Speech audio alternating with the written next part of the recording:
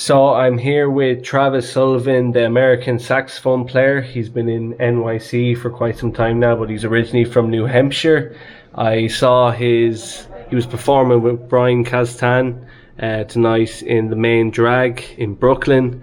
Man, it was my first time seeing you. I absolutely love your playing. I dig this, like exactly what you're doing. The set was amazing, and your soprano work, awesome. Your alto work, awesome. You're not a tenor player as well, are you? No. Okay. I listen to mostly tenor players. I get a lot of inspiration from Coltrane, of course, and everything but I listen to a lot of tenor players. I love tenor, but I even owned a tenor at one point, but it just kind of I thought I'd play it more, but I ended up not. Right. Okay. But anyway, yeah. So alto is and soprano are your two things. Is really piano. Oh, really? Okay. Yeah. Very good. So, So, like, where does your origins come from within jazz? Well, what inspired you to do jazz, and how did you end up doing free jazz? So, do you do mainstream jazz as well, or is it full-on free jazz most of the time? I also do mainstream do you? stuff. Okay. Which do you prefer? And that kind of like infuses it. You know, I like both, but really it kind of came out of like playing free in the first place. Yeah. Kind of came out of like in high school checking out like stuff like Albert Ayler, late Coltrane, Pharoah Sanders, you know, a lot of the like the fire music of the 60s and everything. So, you know, for some reason I had a connection with that music, and, you know, like it persisted like through college. I went to the University of New Hampshire for my undergrad, and, you know, they had a really amazing music department at the time in like the early 90s, late 80s. And I just, you know, like I found a little niche there of playing like more free stuff and learning a lot about the tradition as well. But, you know, then I went to Manhattan School of Music and you know, so like, and did that encompass a lot of free stuff? Well, you know, actually it was more like bebop language stuff, which is great, you know, like another source of inspiration. You know, now, you know, on the piano, you know, I have like, you know, I've always studied like classical piano. So like all I've been doing this summer is just like playing, like memorizing classical pieces and stuff, and just seeing where everything meets. And it's great to be able to have the opportunity to just even do it, you know. Get together with some people that are like-minded, and it goes back to like my early 20s. Right. Of like doing that, but always kind of like, you know, I really love mainstream jazz and everything, and I feel like you know, a lot of my practice in the past has been come from that, you know, master that language, transcribing solos and doing all that stuff. And, you know, this is like, let it rip. I do weddings and play along with DJs and stuff. And why not have that stuff in there too? It's part of the language of the instrument. Great, man. So. Well, it's great that you bring in a lot of like all these other styles and that you're open to doing them. Like myself, maybe it's just my age or my stubbornness, but like I've just devoted so much of my time to just solely free jazz, you know, and over the past maybe 10 years, and it's been amazing. You know, I've learned so much about, but I'm getting to the stage now where it's like I'm moving on between hip-hop and producing kind of stuff. My next album, I'll be kind of mixing free jazz with hip-hop and stuff like that. Is there other elements or any particular kind of style besides jazz that you would bring into your playing? And do you have any upcoming records? Or is there anything you plan on doing soon, tour-wise or otherwise? Yeah, well, you know, in terms of that, like what's on the horizon, you know, in the next, you know, few weeks or whatever, in September and everything, I have this program called Altoism. Cool, okay. The Masters of the Alto Saxophone. Very good. And I'm doing it at a library up in Ossining, which is like maybe like 35 minutes north of the city, with a quartet. And what I do with this project is I play the music of famous alto saxophonists or ones that are influential with a kind of like a focus on them as composers. So, you know, going back to like, you know, Benny Carter even, and but like going up to Ornette Coleman, you know? Yeah. I mean, one of my favorites. Yeah, I mean, me too, yeah. I'm just wondering actually about Ornette, like, so I guess one of my questions is because I've kind of arrived to America, though I've been here for the past kind of month and I've been doing a bit, and what I'm trying to figure out myself is like, is there a market to just play free jazz in New York? Right. And you can be honest about that. Well, you know, I mean, I think it depends on who you ask. You Okay. know, like I you know, like, I mean, I like ask John Zorn that question. You know, I mean, it seems like he's somebody that, I mean, he doesn't just do that, right? But like, you know, it seems like but I don't know, you know, it's like such a small fraction of already a small fraction of the music market, right?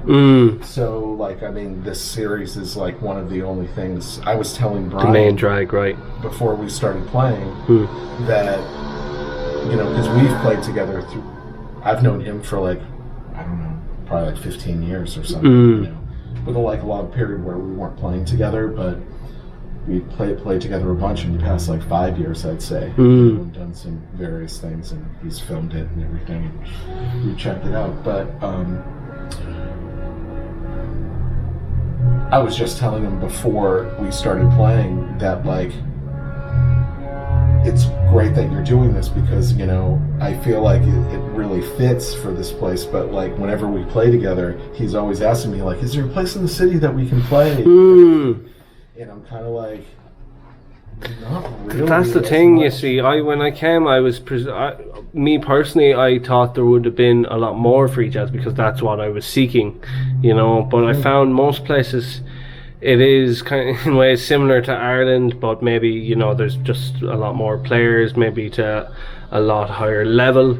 But they're playing standards like it would be at home, and that's fine, but for me, I'm looking for something new, and it kind of like, I guess I was watching a documentary the other night about free jazz, and Courtney Pine, the sax player, was saying that, which was quite interesting. He said, whereas now, I'm not agreeing or disagreeing, but I just thought it was an interesting point. He said that whereas in America,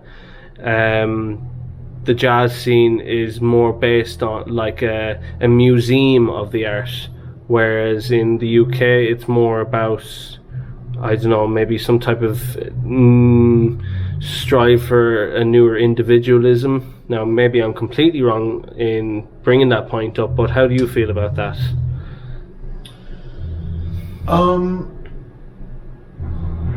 I think that's possible. Yeah, I guess, you know, like I think to get the work, like there is the requirement to do those standards and that stuff.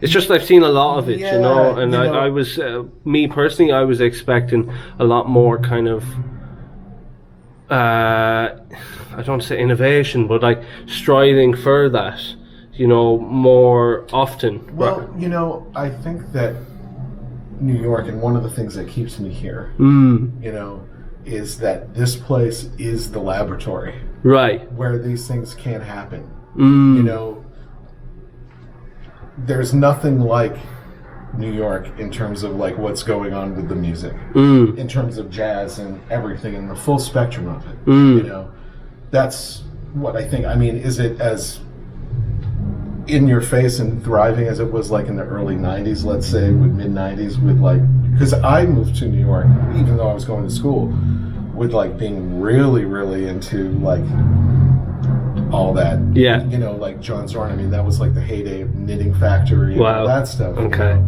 And that was awesome for like until it wasn't happening anymore, you know? And why did you think it stopped? Well, part of it was 9/11, because it was like right down in that neighborhood where the towers like fell, so like they had to close for a long time. Well, what club was that? Sorry. The Knitting Factory. The Knitting Factory, right. Yeah. Okay. So, yeah. but as you know, I think that once again, you know, the fact that it's actually like going on here, and there's a possibility that it's happening right now in 3 or 4 other places that we don't know about. That's you know? it. Yeah, it seems like you have to really like, search, kind of like. It's about variety too, and also like you could go into Manhattan and like go someplace and see somebody else. I mean, you know, I went a couple months ago. Hermeto Pasquale was in town, you know, passing through, and I got to check him out, yeah, performance and everything. I mean, I know that's not like in the realm of free jazz, but it is kind of. I mean, it has elements. Yeah. But yeah, I think the other thing too is it's really a little bit hard to like fully put your finger on it too, because it's always changing. It's very dynamic here. Okay. You know, like you can have a very static sort of scene in other places. Not that it's bad, but you know, you have like you don't have like in other places in you know, like I guess non-metropolitan areas. You don't have like people always like going out of town and coming back, or leaving and not coming back, or coming here from elsewhere. So there's like always a constant not a rotation, but yeah, progression, I guess, of, you know, whereas, you know, you might go to another city and it's like the same people that are playing the music for the past, you know, however many years. I find like Brooklyn definitely seems a lot more open to the free jazz. Like I've like just from what I've seen in my short time here, it just seems more of that essence. Is there any like free jazz jam sessions that you know of? Because like I said, every kind of jam session I've experienced, it's back to these standards, and that's fine. But me personally, it's just not something I do like. And I guess I'm just very, I don't say tunnel vision, but I guess it is tunnel visioned in the sense that's what I'm looking for. I'm searching for jam sessions that allow this to develop, rather than it being just gigs that happen that are organized by a few friends or a few musicians. Is there any collectives that yes. you know? There is. One that comes to mind is a bunch of friends of mine, actually. Okay. They have this thing called I-Beam. I-Beam. I've heard of I-Beam, but it's based in Brooklyn. Okay. And it's a couple of guys. A friend of mine, another friend of mine from like way back, he's from Maine or whatever. But so there's that. Well, what kind of, could you elaborate a little more on that? Sure. I think, you know, their space that they have there is a performance space, and I think it's a group of musicians that have known each other for a very long time, and they do a lot of like free jazz music, you know. And I-Beam is the venue? Or? I-Beam is the venue and the collective. Very good. I guess, yeah. And is it every week they do that, or is it an open jam, or it's a collective of guys and they talk about free jazz together and have a club? I think that they have a... Which is great either way. Like. Yeah, right. Free jazz club. Yeah. It sounds dorky, but also really... class as well, like. No, I mean they present concerts and things like that. Okay. You know, I mean, the other thing too is that there's a real contrast in New York between other places, I think, that I've seen, and that is that, you know, here in New York, you know, like playing sessions, just like not a jam session, but like just a private session, you know, getting together with musicians and stuff. I lived in the Bay Area for a while, and that's something that just doesn't really happen out there. You know, like here, you know, like if you find like if you're living in a neighborhood somewhere in Brooklyn, you know, you could probably like find like some other, you know, going to, you know, things like this and stuff, finding people that will actually play with you and do some music with you. You know, you don't have to go to a session for it. You know, so Yeah.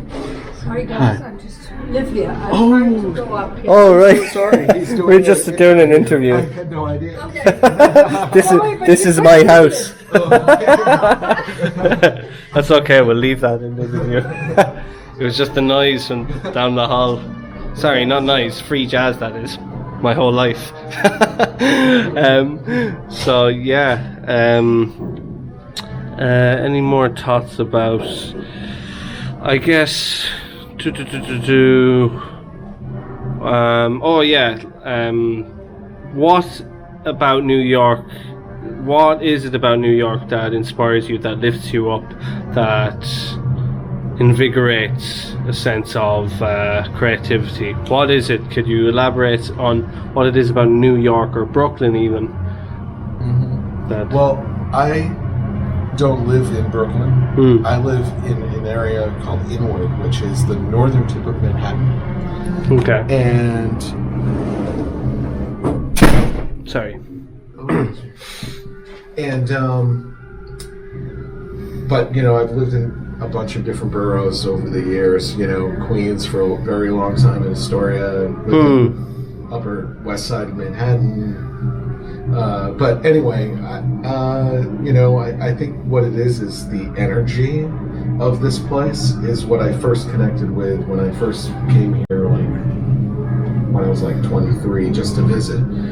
And I don't know why, because you know, I kind of grew up an hour north of Boston, but kind of in a more rural sort of area, you know.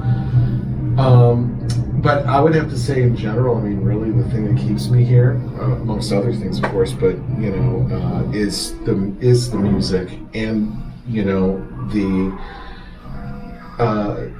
potential here, and you know, like the opportunities that I've had as staying here and being here. You know, like, you know, you can have horrible experiences here for sure. You know, I definitely have. Yeah. You know, but like, it's a tough city to live in. But you know, like, as far as like the creative side of things, and the fact that, you know, last week I was here conducting the main drag Philharmonics. You know, and I was using a baton and like playing with a, you know, like I was conducting an 11-piece ensemble. I mean, I didn't even play saxophone. I didn't play any instrument. Yeah, right. 40-minute free piece. You know, like, where else can that happen? You know, like, so there is the opportunities for it. Yeah. But you know, also, like, there's also, I think, the thing to contend with in other parts of the U.S., let's say, where, you know, there's more of a dichotomy between in playing and out playing. You know, playing inside and playing out. Like, as in, there is more of a, like, can you elaborate on that? Yeah, like traditional versus like super out there. Yeah. Say, as in, like, they get along or they don't. It's like, you know, the different breeds know, of like, people. Like, I was they might think that late or like Sheets of Sound Coltrane is trash. You know, there's like that perception of like, I mean, which was like at the way time, a lot of people viewed it at the time too. Yeah. You know, so like, and also, I mean, you know, people. I was playing what I did last week.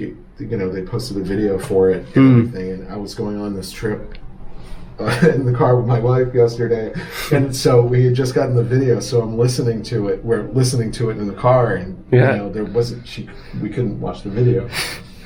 Right. And she was like, after a while, she was just like, "This is so disturbing," or something, you know. And I'm just like, "Yeah, but isn't it cool?" You know. Like, yeah. So it is so like, I mean, that's the thing like, with. Yeah, it is kind of. That's the thing with free jazz. Like, it's like, even listening to other free jazz myself, like, and there's times where I'm like, oh, okay, but then like, it's like it goes around in your mind again. And you're like, but it's just the concept of the thing itself. The concept of free jazz is just, there's something, I don't think there's anything cooler to me, you know. I just, the liberation of it, the stylistic quality of it, the cultural identity in it, and the self the self-actualization within it, with people trying to find who they truly are within it. I don't think other music has it the same way maybe free jazz does. Maybe elements of hip-hop and stuff like that, but free jazz, I don't know, to me it just has this different type of individualism that is so raw and spiritual, and in a weird way not as egoic as other styles, even though it can be quite, but there's just something, I don't know, just something deeper about it. And I was even talking to a friend the other day, and he was I was saying to him, like, there's a big difference between, maybe I'm wrong, but I said there's a big difference between jazz musicians and free jazz musicians are basically in the way they think, in my opinion. And I feel it's kind of similar to the kind of difference between, let's say, a session musician and a jazz musician. Whereas the session musician, in my opinion, is someone that's trying to play everything right, whereas the jazz musician is trying to find something new, you know, or find something more interesting to create and develop their own creativity upon. Whereas with a jazz musician and a free jazz musician, I find like it'd be closer to like the concept of like the jazz musician is trying to play things right or more correct, whereas the free jazz musician is the complete rebel that's just going, fuck all that, like let's really, we're in the deep pool now, we're letting go of the concept of right and wrong, and we're just purely expressing that. And I think it's that the thing without having chord changes or set tempos or set keys, that, you know, that's what is so liberating about it to me. And to spend such a long time in that mindset for myself, and then to go back to chord changes, it's like going from I don't know, like a motorbike back to a tricycle or something, you know, or back to a bike, you know. Waiting for the tape to end. We're nearly done. No, you don't have to leave. I'm just trying to walk through. Oh, that's okay. Here she comes again. It's your interview. What's your name? Why? Do I have to be on camera now too? Well, if you want, yeah. I'm on the other side. This is for an interview. He's a famous jazz musician. Hi, nice to meet you. Yeah, this is Travis Sullivan. Hi, Travis. What's your own name? My name is Katrina, but you know, Katrina. there's a really nice roof up there. If you want to have a nicer, Oh, just need some maybe light. another time. We're nearly done. Head out in just Okay. a minute, but thank you. All right. That would have been Sorry amazing. for the Next time. Yeah. So yeah, I guess that was just a few of my thoughts on that, and I guess I wanted to know straight from you what were your thoughts about that. Like, I never thought like that I would end up really saying this, but I think that there is a lot of value in, you know, of course, you know, learning about like theory and maybe even like the practice of like, you know, like delving into maybe not just one tradition, but other, you know, like whether it be jazz or whatever, because I think that, you know, like, I mean, one of the things I was thinking about it at a certain moment was how Beethoven, in this piano sonata that I'm working on, the second piano sonata in A major, you know, the third movement has this whole thing that's kind of like an exploration of a chromatic scale with like one note missing. You know, like usually like a whole step, or sometimes a couple of whole, you know, whole steps, but otherwise just like, you know, like 10, 11 note scales. Chromatic scale. Some inspiration, you know. Very good. And one idea, but developing on it. That sort of concept of like tonic, dominant, tonic, that sort of thing. It doesn't necessarily have to be, you know, like stated or something, but they're, you know, like learning about like cadences, stuff like that, you know, like doesn't have to be tonal. I mean, study Schoenberg, you know, like people that, you know, like experiment with tone rows, you know, but I mean, you know, Beethoven, the end of a song, I mean, you know, piece or yeah. I mean, it's good enough for him. Yeah. It's good enough for me. And of course, you know, just like the whole lineage of jazz in everything, you know, and every other music. But you know, I mean, amazing. don't deprive yourself of that. Yeah. You know, I think what I'm searching for myself is a world where free jazz is available anywhere, anytime, and there's free jazz, open jam sessions, and there's gigs where everyone's getting paid. Where music in general, Yeah. minority, Yeah. like is considered as essential as it actually is. Yeah. You know, Mm. so you know, and I think that in New York, you know, at least for better or for worse, there is that sort of like, I mean, other places too. I'm not like dissing any other place. Every place is different and has something to contribute. But New York has its own special thing in the world of jazz. Amazing. Well, thanks so much for everything. Absolutely. Really appreciate your time, especially after that heavy energy gig, you know, that you're not tired after it. You never know what's going to happen, right? Yeah, You know? yeah. So, but with these guys, they're crazy. So. And we were drinking Schweppes seltzer tonight. Okay. Sponsored by Free Jazz. That was the joke. That like we all ordered the Let's see Schweppes, this. just seltzer water. Oh, okay, very But good. we were like, the slogan for this is "Go crazy." Okay, very Go good. crazy. We're all pounding seltzers before. Thank you so much, Travis. Yeah, it's been a absolutely. pleasure, man. Yeah, definitely. Great to meet you. Thank you, man.